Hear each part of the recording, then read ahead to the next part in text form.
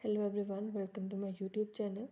In this video, I will show how to fix if Samsung S24 FE voicemail notifications won't go away.